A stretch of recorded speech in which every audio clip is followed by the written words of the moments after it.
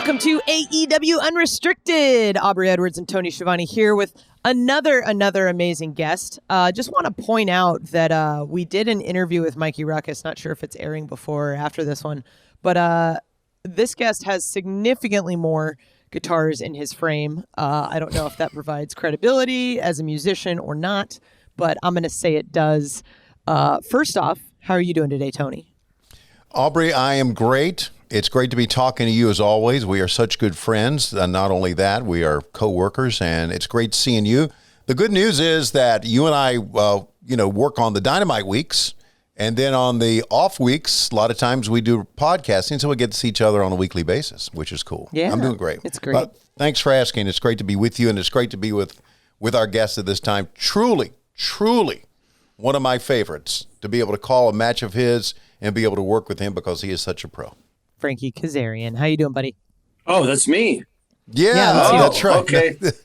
I am doing well. I have a child doing distance learning in the next room. I have two cats clawing at the door to get in. I have a hydraulic jackhammer in my backyard, and I have coffee dangerously close to my laptop. So what could go wrong? Nothing. Happy to be here with you guys. Sounds like a great day. Okay, you are the self-described full-time metalhead, part-time Jedi, occasional Avenger. Sometimes. Yes. Sometimes. Okay, I get that. How good is your Jedi mind trick skills?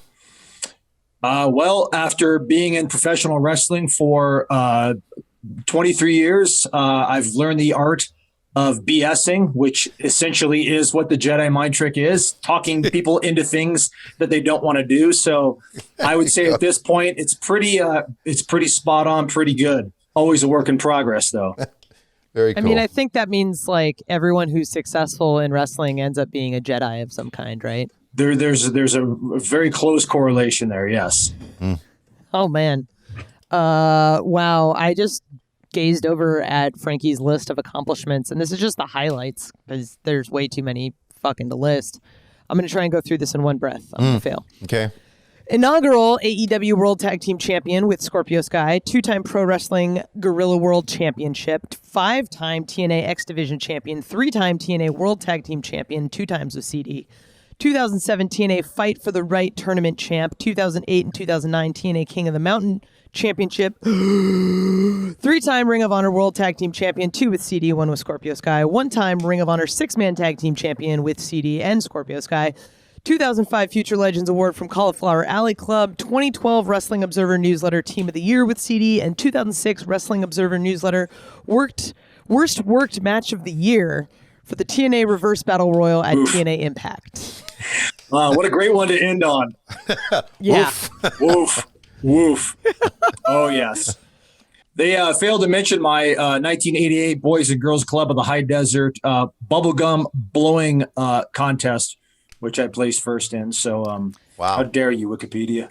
The other one that's unmentioned a lot is your 2 out of 3 Falls beer drinking competition with Adam Page from The Boat, which is one of the highlights and honors of my career to officiate. We can get into that because you had the best seat in the house, and you saw everything go from fun to real in the blink of an eye. Real bad. Real bad.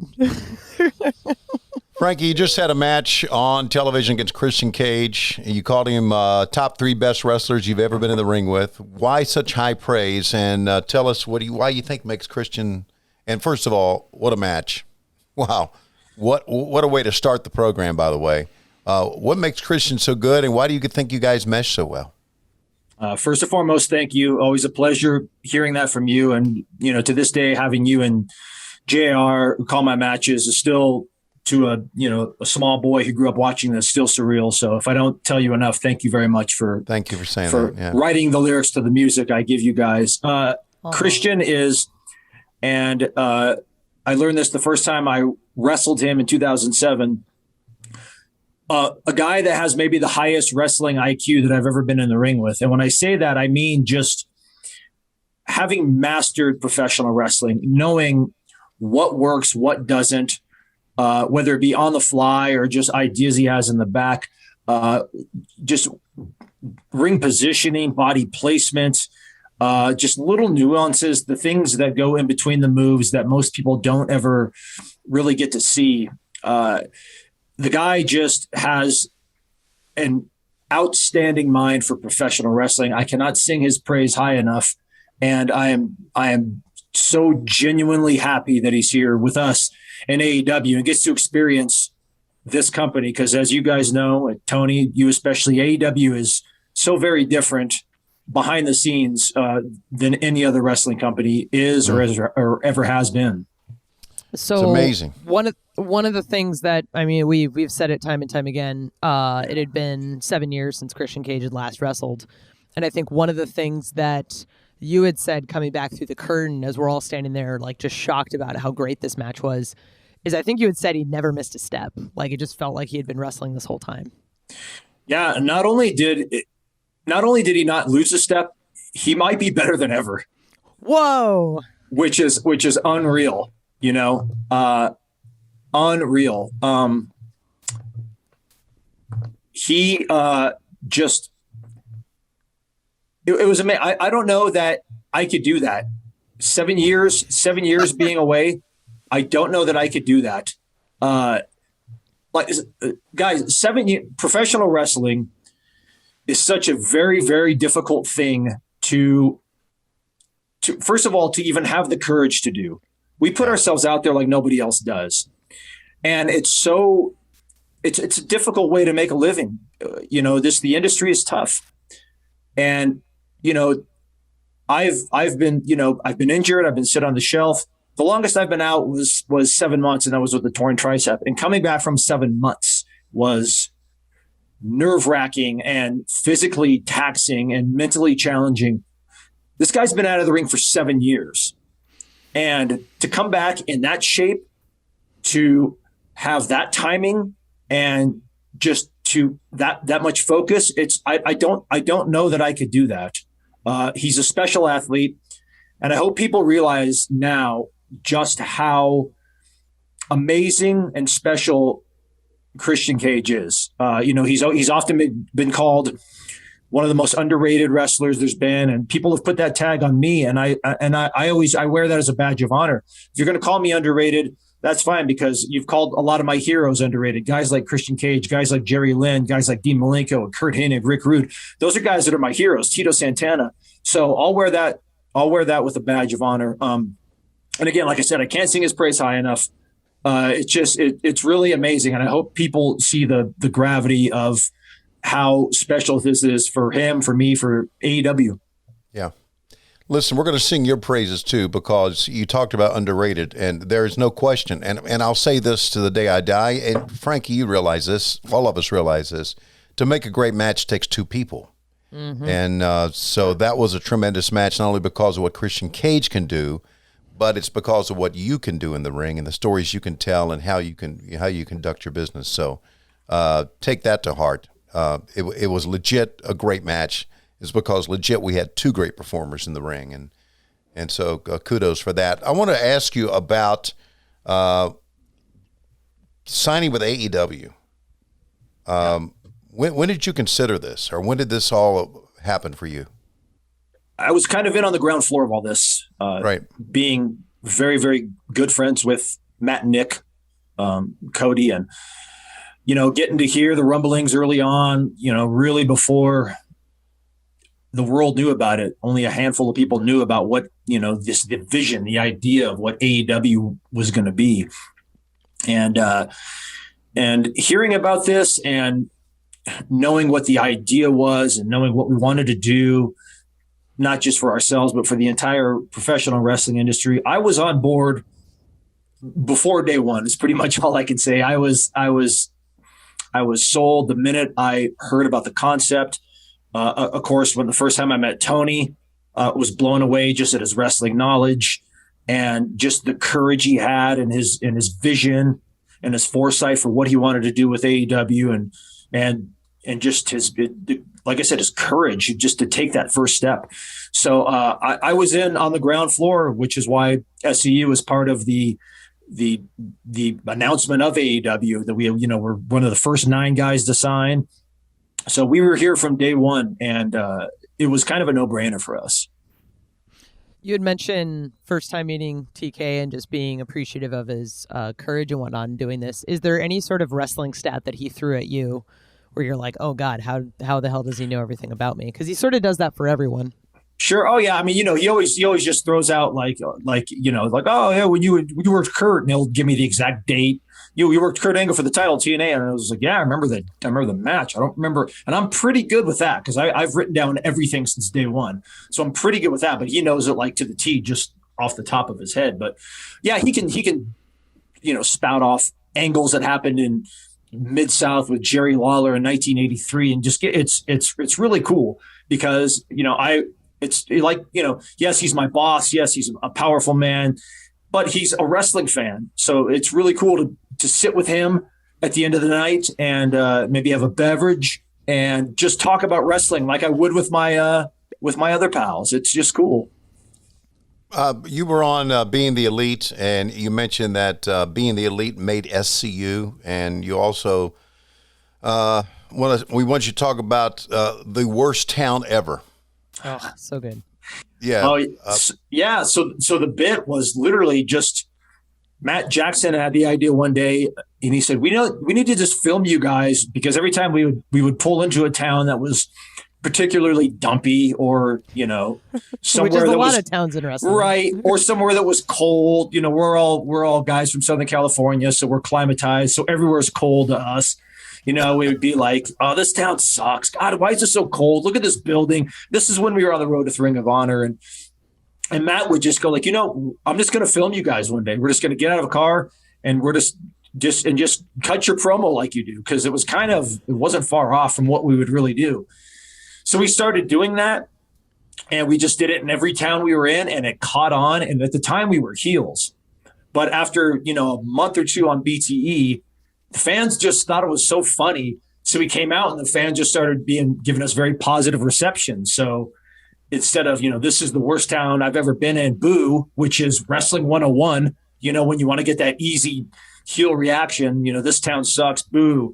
It turned into Scorp would hit that line and the place would say it with them. And it just started growing and growing and growing. And it was just like, this is weird. Like we go out there, we bury the town and the place likes us even more. Which I don't know if that had ever been done in pro wrestling. No, it's very unique. It was when you have the whole, you guys remember when we were doing arenas. I know that sounds like years ago, but we would go and sometimes we'd do like, either we'd do like a dark off camera stuff. When we go out there, we would do our bit and 8, 10, 12,000 people saying this is the worst town I've ever been in and popping. And right. So it was a weird phenomenon, and it certainly took SCU to a different plateau than we were on at that point.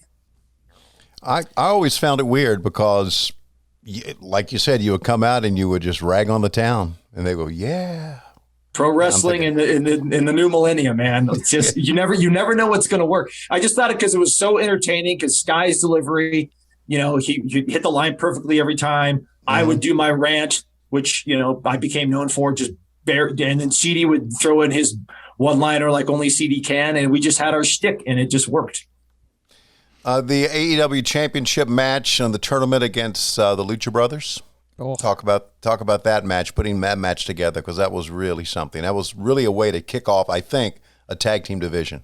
Thank you very much. Our tag team division was and is loaded beyond belief.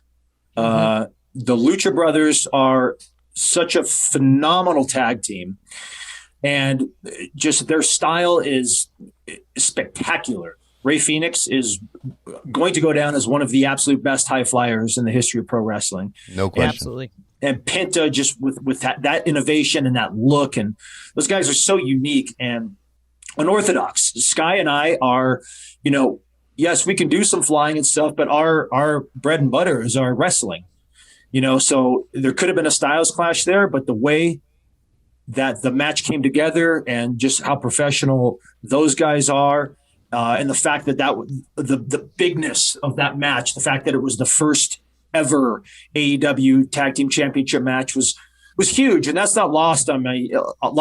I've been in this business a long time, and there's not a lot of firsts to do, but to be the first ever AEW champion is something I'm so very proud of.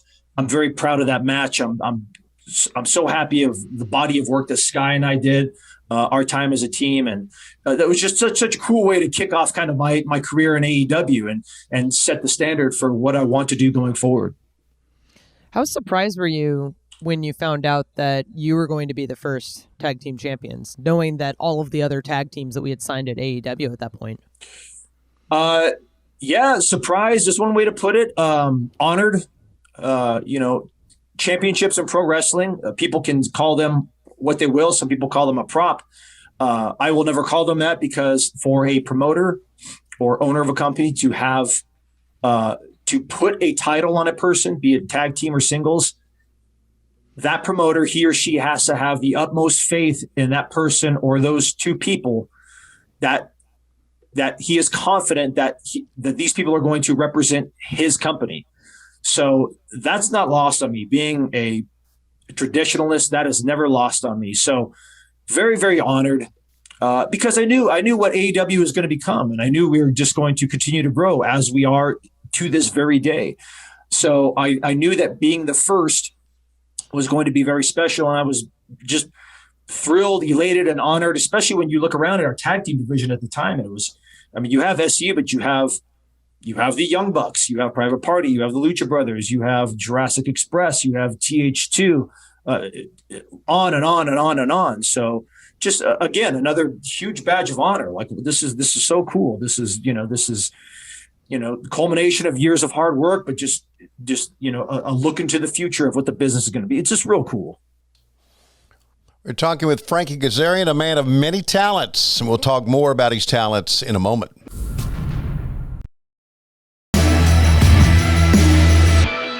AEW Unrestricted, talking to one of our favorites, one of the real pros, one of the great wrestlers that we have. And we have many, but this is one of the best. Frankie Kazarian is with us. And by the way, I am in the worst town in the world, by the way. Is that right? Yes. No. Well, we have everybody asks us all the time, not to cut you off, Tony. Everybody asks us when meet and greets were a thing, what is the actual worst town we've ever been in? Mm-hmm. And our go-to answer was, it's a tie. There's SoCal, best town. Every other place on earth is tied for the worst town. No, people say, "Hey, you live in Atlanta, don't you?" I go, "Nope, I live in Marietta, and I love Marietta." So there you go. I want to qualify it. Right. I like the suburbs, and I like the life away from the downtown areas. Although downtown LA is pretty cool at places. It can be, yeah. Also out. I'm out in the desert. I'm out by Joshua Tree, so I'm 2 hours out of LA. So I kind of got my own little slice of desert heaven out here. Gotcha.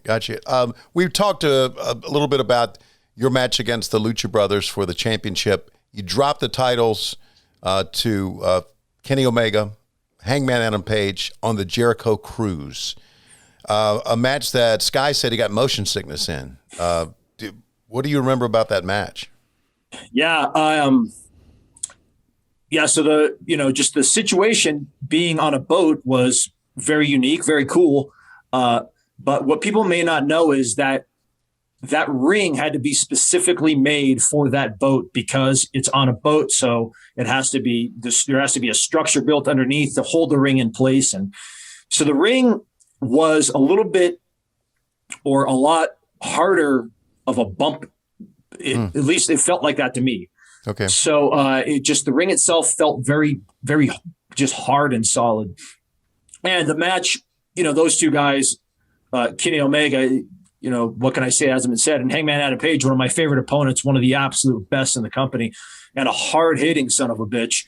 So that match was very, very physical, and we took a lot of risks. And I don't remember a whole lot of seasickness, but I just remember feeling like I had been hit by a truck afterwards. Just my back was killing me. The one time I needed the docs, and they weren't right there after the match, and I was like, "Where are they?" It was just a physically taxing match, and being on a cruise and the Jericho cruise, I didn't get a whole lot of sleep, because I was up all night. None of us did. None of us. I was up all night, meeting fans and having fans. And so it was just it was draining and just I didn't get the motion sickness until I want to say the next day, but the match itself was just brutal, and it was a long one, and just the environment, just being on a boat was just different, and it took some getting used to, but it was cool. I think the ring was smaller too. That might have been why it hurt so much. It might have been. Yeah, I think the ring might have been like just because of the specifications. Easy for me to say, right? It might have been a little bit smaller, and it was just just the setup was kind of wacky. But hey, what can you do? Set up a ring. I'm going to wrestle there. So outside of wrestling, you play bass in a couple metal bands, Gutter Candy, Vex Temper. Yes. Are you looking forward to playing live again? I really am. I really, really am. My band, Vex Temper, is kind of a band I just record with now. Gutter Candy's the band I would play gigs with. And, we were playing, anywhere from 2 to 6 times a month, just local bars, small clubs. And it's something I really enjoy. Just another outlet for me creatively. I love the guys I play with. We played like 80s and 90s, like rock radio stuff and a lot of originals. And, when that was taken away from us, our last gig, we played a gig at the Whiskey in LA, which was really cool. And that was one of our last gigs. And all of a sudden it was taken away from us. And it was just, I really miss it. And I hope that when, we get back to normal, we're getting there slowly but surely, thank God, that people appreciate live music in every form, whether it be a band playing at your local watering hole, or if it's, giant concerts in stadiums. I hope people appreciate live music when we're back to being able to enjoy that type of thing. Who or what got you interested in playing bass or playing live music? So I've always been a fan of music. Grew up a huge rock and roll and heavy metal fan. And I wanted to, growing up, I wanted to play bass guitar and be a pro wrestler. And so when I was right when I graduated high school, my grandfather, who lived in Las Vegas, was a musician and had learned that I wanted to play bass guitar. And he actually gave me my first bass guitar, which was a 1966 Fender Mustang bass guitar, which is a very valuable instrument. And I learned on that. And I was self-taught. I just learned how to, learn by ear and learn to read tablature, and started progressing a little bit. And like everybody else does, got together with buddies in the garage and started jamming and started to get decent at the instrument. But right around that time, professional wrestling took over. And when I started professional wrestling training, when I say obsessed, I mean obsessed. I was consumed with the business. So the instrument kind of, got put on the back burner.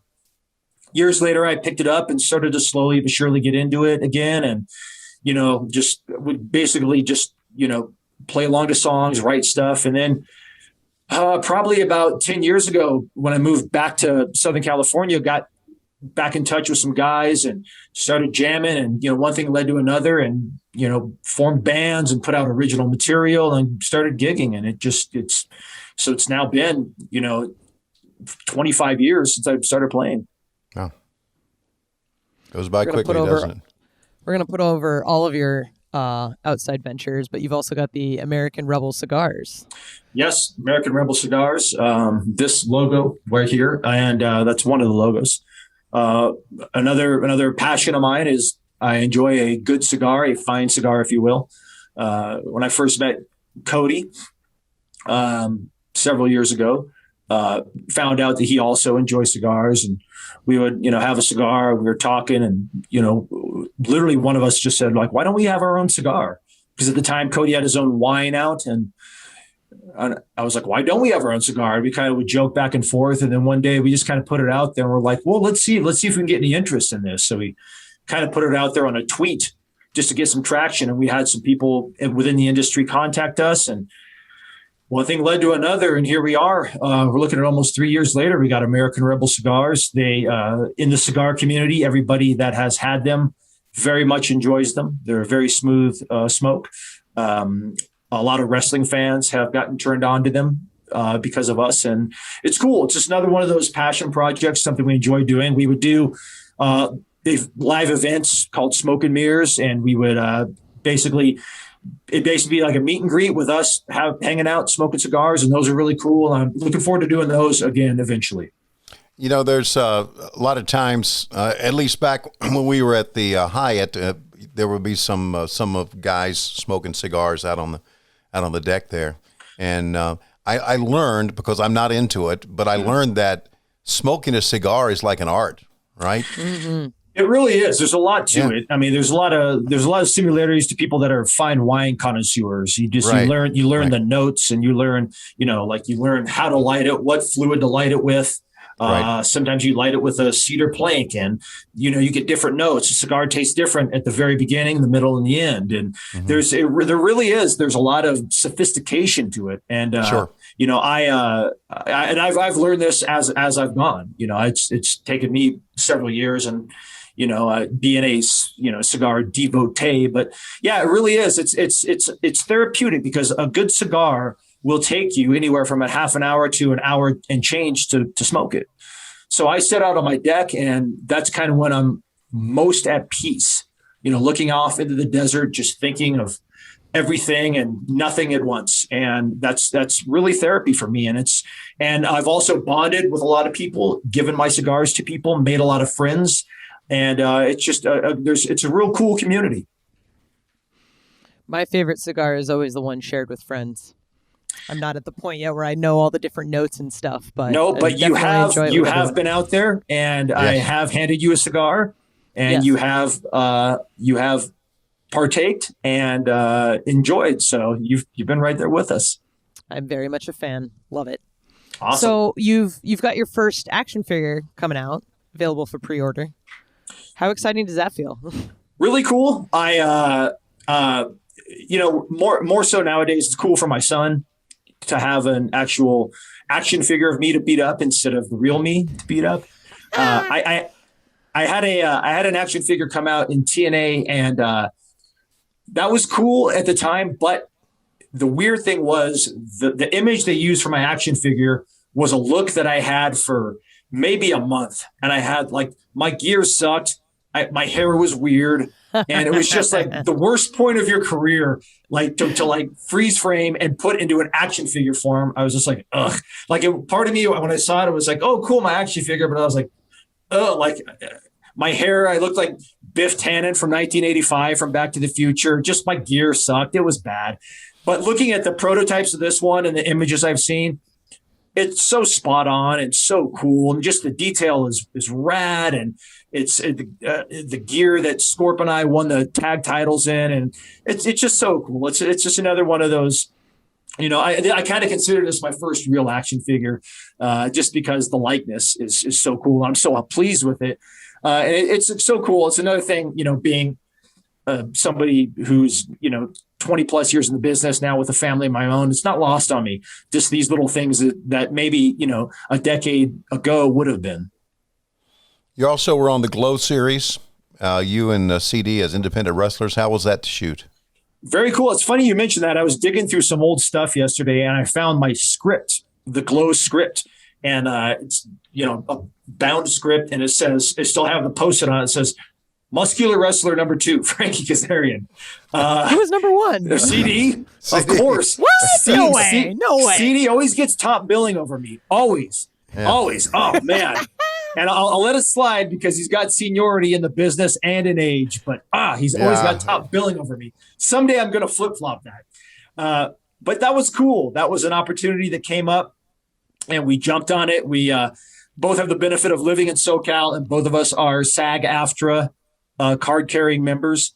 Right. So, and we are obviously professional wrestlers. So they brought us down, and it was really cool. An old friend of ours, Chavo Guerrero, is the wrestling coordinator on that show. And so we got in there, we did our thing. It was really fun. It's, as goes anything in Hollywood, it's a lot of hurry up and wait. Right. Do your stuff. But it was really cool. They kind of just let us put our own sequence together.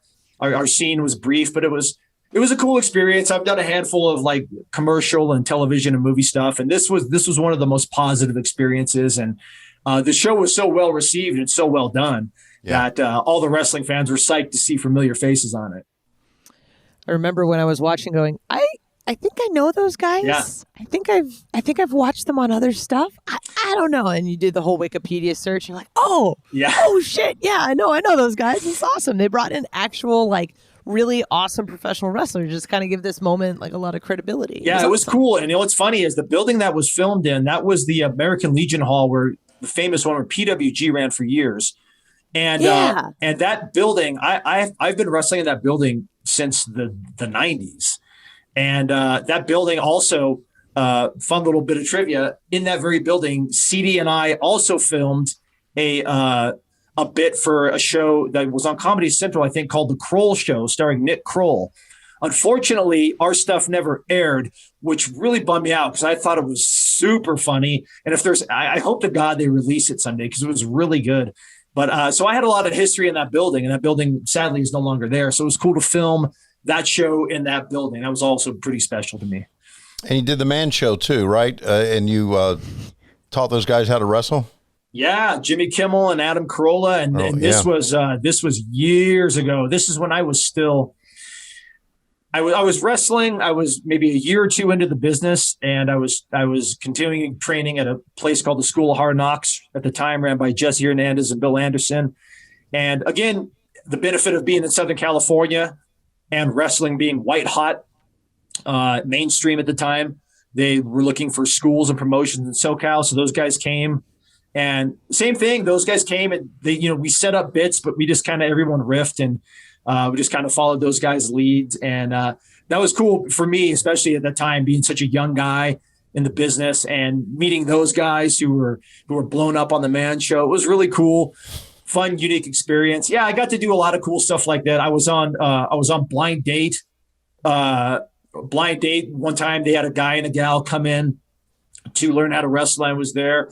And I was also, funny story, I was offered a spot on Blind Date to be one of the datee guys many years ago, obviously. This is through UPW, which was Rick Bassman's territory out here.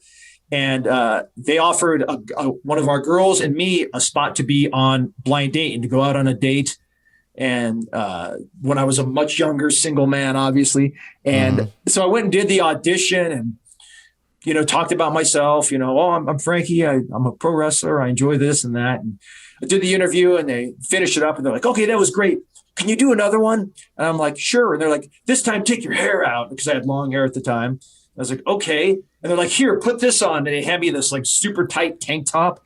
And I was like, okay. So I put it on and my hair's down. They're like, all right, now do another one, but this time kind of like do it like a bad boy.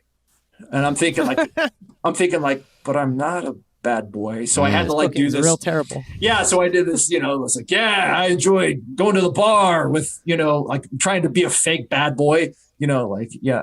And anyways, long story short, they contacted me. They're like, all right, we want to send you out on your date. And I just said, I'm not comfortable with this. I think you got the wrong guy, and basically turned down the opportunity. But just wasn't. And again, I was so focused on pro wrestling, I didn't want to do anything that would tarnish my good guy wrestler reputation.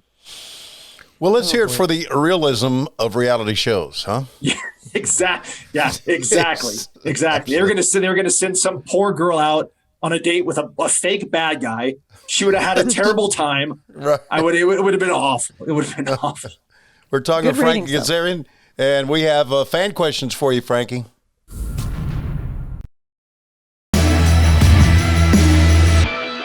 This is AEW Unrestricted. Tony and Aubrey here with Frankie Kazarian, the wonderful, amazing man and wrestler that he is. Lots of outside projects, lots of cool shit, lots of fan questions today. So awesome. Let's kick it right off.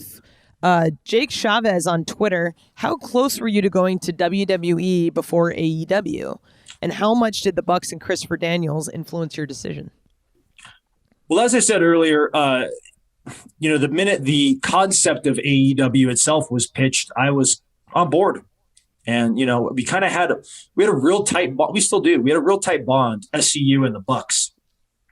And also, Cody and Paige. And we were all together all the time. So, and we were all kind of in on the ground floor of this. And it was just one of those things that comes along and you can't turn down. At the time, I was coming up at the end of my contract, and there was some mild talks, and those came about because I have several friends up there. One of them reached out to me and said, "Hey, somebody would like to give you a phone call," and I said, "Certainly, I'll take a phone call," and talked. And at the time, I really couldn't say much because, again, AEW wasn't a thing. Right. You know, so I really couldn't say much. I was just like, there's some other, so there's some other things going on. And, they probably at the time thought I was going to stay with Ring of Honor or who knows what I was going to do. But I was like, there's some other things. So I kind of danced around it. And I didn't really let the talks get serious because my mind was kind of made up. But there were certainly talks. I'm a businessman and I'm, I've been around long enough to know that you don't not take phone calls. So there was mild talks, and like I said, I have a lot of friends up there.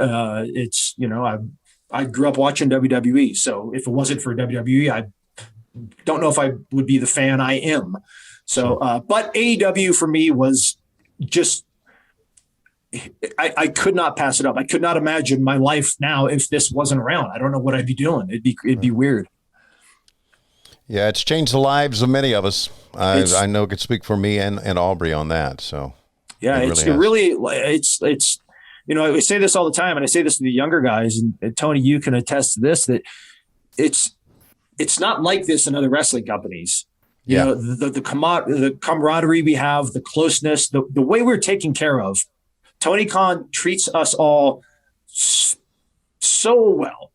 We're treated like athletes, and we are fed, and we are taken care of, and it's just I can't say enough good things. I've never felt more respected as a talent, right, in any other wrestling company, and that's no disrespect to the other company I've wrestled for, but sure. This is just on another level. Right, I'm with you, man. I'm with you 100% on that. Let's go to El Mustachio Saved, who's on Twitter. Just wanted to know how you came up with "Do Ya." It always cracks me up. Okay, I will give you the. I will try to make this short as possible. I've told it before, but I will. Okay, please. So the origin of "Do Ya" is my first ever opportunity to wrestle a dark match for the then WWF. Probably because this was late '99 or early 2000. Right. And the match was going to be a tag team match with me and another local guy, and we were going to wrestle Bob Holly and Crash Holly at the time. Okay. And I'm super nervous. I'm 21 years old, whatever it was. And so we kind of talk about the match, and there's this was different times. In fact, they were going to give us a promo for the dark match. We were going to go out there and challenge anybody to come out, and the Hollies were going to come out. Just you wouldn't see that now. Just give two local schmucks a promo, So anyway, so we put the match together, and kind of standing there and gorilla waiting for it to start, and I'm nervous, and I got this stuff called hot stuff sprayed all over me, and Bob Holly's just there, and he's pumping up, and Bob Holly's jacked to the gills, and he's looking around, and he's like, "Who the hell's wearing hot stuff?" And I'm just like, slowly back away, basically sprint back to the locker room, kind of hose myself off, come back. Sitting there waiting, and just there's the four of us there, and he's pumping up, and he has his bands, and he's just pumping up, and I'm right there next to him, and it's just there's this real awkward silence. So I'm thinking like I should really start a discourse, and because just so we can get on the same page. And at the time, I liked Bob Holly's entrance music. I thought it was good. It's real heavy. I loved it. So I just, Bob Holly's right there pumping up, and I just look over, and I in my head, this is what I sounded like, a prepubescent teen. And I just went, "Hey, I really like your entrance music." And Bob Holly just stops working out, and looks at me, and goes, "Do ya?" And then continues working out, and I just kind of go, "Yeah, it's real heavy. I like the riff." And my partner is looking at me like. And then, so we got a break from those guys. Like, those guys went away to talk about something. He's like, "You, Mark, why'd you say that?" I'm like, "I don't know. I just thought it was." So every time I tell that story, people laugh. And funny, I'll give you guys this one. I told Bob Holly that's because Bob Holly and I became very friendly on a tour of the UK, and he remembers this. He remembers that. But I tell him the story. And he goes, "You know why I said 'do ya'?" And I go, "No, I thought you were just being like 'do ya, you Mark?'" And I go, "No." And he goes, "Because I liked it too, but I thought you were just screwing with me." And I go, "Bob, why would I be? You know what I want to do before I'm about to wrestle Bob Holly? I want to mess with him. Right. I want to fire him up." So we joke about that. But so that's where 'do ya' came from. So. it was such a like, it's such a way to put someone in their place without swearing at them, without it's just do ya, and it just there's no answer. Yeah, wow. As I learned, that is a tremendous story. It really is. It's lasted the test of time. It's in fact that catchphrase I think is going to be my damn. What damn is to Ron Simmons, do ya is going to be to me, and I'm perfectly fine with that. I mean, you already got it on a T-shirt, so you're halfway there. Yeah. There you go. I like the fact you went back and hosed yourself off. Oh yeah, because of course I'm doused in this stuff, and Bob Holly hates it, and of course I'm the poor sap that gets to wrestle him. So I'm like, well, maybe he will beat me less if I don't stink like menthol and whatever the hell else is in hot stuff. I don't know. But yeah, so I would basically hose myself. Cinnamon. Funny thing is that match that we were talking about actually ended up getting scrapped because of time. But I did end up wrestling Bob a couple times, months and years later, just out here in SoCal in dark matches, and then proceeded to get a severe beating. But had fun matches because he's great. Yeah. And you didn't wear hot stuff at all when you wrestled him, right? Probably not. I probably moved on to whatever I thought was the next product that was going to make me look better than I should. Some form of oil or tanner. I've tried everything. If they put nuclear waste in a spray bottle, I would probably spray it on myself, especially back then, just to enhance my look. Enhance. Right. All right. The Real Wrestling Show on Twitter asks, being one of the most impressive high-risk, high-flying moves I've ever seen, do you feel like using the flux capacitor now? And has it got harder to pull off as you've gotten older? So that move is kind of my break glass in case of emergency move. That's something I did when my style was much more high risk, which is odd because I was never really a high flyer, but I kind of got categorized as that when the X division started. I always liked to classify myself as a technician, like a Bret Hart, a Tito Santana, a Kurt Hennig, but I kind of got grouped into those guys. So I started doing a lot of that style and those kinds of things. And that move I did a lot more when I was a younger wrestler.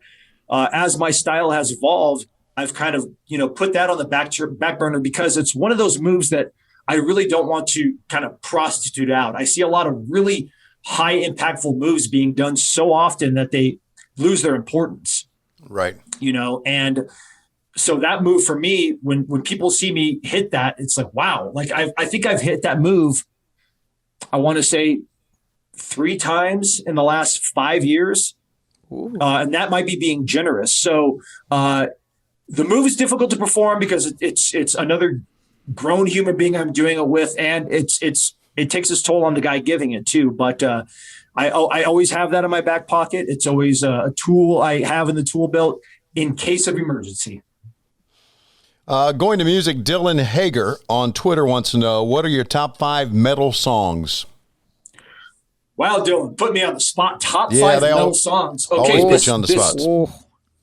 Oh man, yeah, that's like asking what's my favorite breath of air. I don't know. The next one, this one, that one. I don't know. Let's see. Without giving it a lot of thought, and this list will probably change. Top 5, I will say Master of Puppets by Metallica. I will say Raining Blood by Slayer. I will say Iron Man by Black Sabbath because they're the inventors of heavy metal. Mm-hmm. I will say The Trooper by Iron Maiden, and I will say, oh boy, got to throw something in there by maybe Pantera, maybe Walk by Pantera. Just off the top of my head, but my God, that's a tough one. Oh boy. Joe Pro Wrestling on Twitter asks, can you tell us any funny stories from PWG? Funny stories. Well, PWG kind of was one big funny story. Really a lot of silly stuff, but I will tell you one that involves my old friend Scorpio Sky. So Scorpio Sky and myself had a year-long blood feud in PWG back in 2005, 2006-ish, 2007. Really, I actually asked to work with him because at the time he was fairly new, and I said, this kid's good. I'd like to do something with him. So we put together this year-long feud, and there was a lot of rumors going around about my hair, and like people were like, oh, I can't believe he left WWE because he wouldn't cut his hair, which was BS. That wasn't why. So to kind of prove a point, I had an idea. I said, oh, Sky, I want you to cut my hair, like as an angle. And he said, oh, okay, that's great. And I said, I'll do a thing where you hit me with a chair and knock me out and cut my hair. And this is, let me preface this by saying this was before we knew what we know today about head trauma and chair shots to the head. A much younger, much more ignorant Frankie Kazarian suggested this. Here we go. So I told Sky, I said, so we did a match, and afterwards I had my idea was I wanted him to hit me in the head with a chair twice. And I was telling him all day, I said, Sky, I want you to hit me in the head with this chair as if your life depends on it. I want you to absolutely swing for the fences. And I was going to have him hit me, and I was going to get up, and I was going to hit me again and knock me out because I wanted to be out cold because it was going to be real, damn it. You're not going to cut my hair unless I was unconscious. Oh, boy. So I'm badgering this guy all day. I'm like, make sure you bring that chair shot. Make sure you bring it. Make sure you bring it. So we get ready to do the thing. This guy has the chair. I turn around. Now, when I say he hit me hard, I don't. All I remember is him swinging it, the sound, and then I remember just looking at him going, too hard and crumbling. And I was so out of it. And then Sky's in my face, and he's it looks like he's jaw-jacking me, but he's going like, oh my God, are you okay? I'm so sorry. And I'm like, yeah, I'm okay. And I stagger up because we were going to do two. The second one was, dink, like dink. So anyways, so he cuts my hair, and it was, I was not so stupid, concussed, as we know today. I know this sounds wildly irresponsible, but again, this was me much, much more ignorant. I remember being at a Jack in the Box on the way home, and all I remember is sitting there and the lady going, sir, and I'm just, yes. So what would you like? And I'm like, I don't know. And I'm like, oh, I'm a Jack in the Box. Wow. So yes, that's a funny story. And yes, I know it's very scary also. Happy to say, in terms of like head trauma, that was kind of probably the last time I ever got my cage rattled like that. And thankfully so, because we now know what we do. And, the training we've all had, it's very important to take that type of stuff into consideration. But I can talk about it now because it was funny. I'm perfectly fine. And it involves Scorpio Sky. And it was just, he was scared to death. Yeah. And it was ridiculous. The funny part of that story is all day, lay it in. And as soon as he laid in, you went too hard. Oh, because I'm badgering him, because I'm just like, I want to make sure. I was like, this better not look fake. Dude, you better, saying just that's all I could think to ting too hard. That's all I could think. Just poor Sky. like imagine the emotions running through him.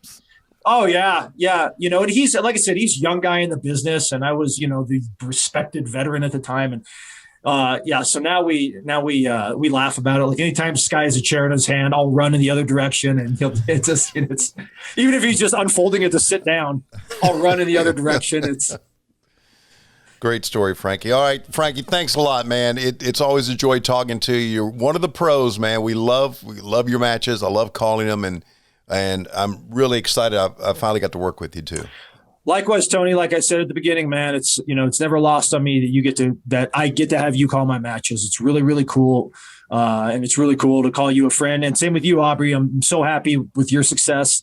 I remember first meeting you up there. Was that in Canada, Vancouver somewhere? It was Canada. Yeah. Sorry. And, seeing your potential and seeing what you're doing now and how you're just killing it and how you've broke those barriers for females. It's really cool to see, man. So I'm happy to be on the show and happy to talk to you guys. It's welcome full circle.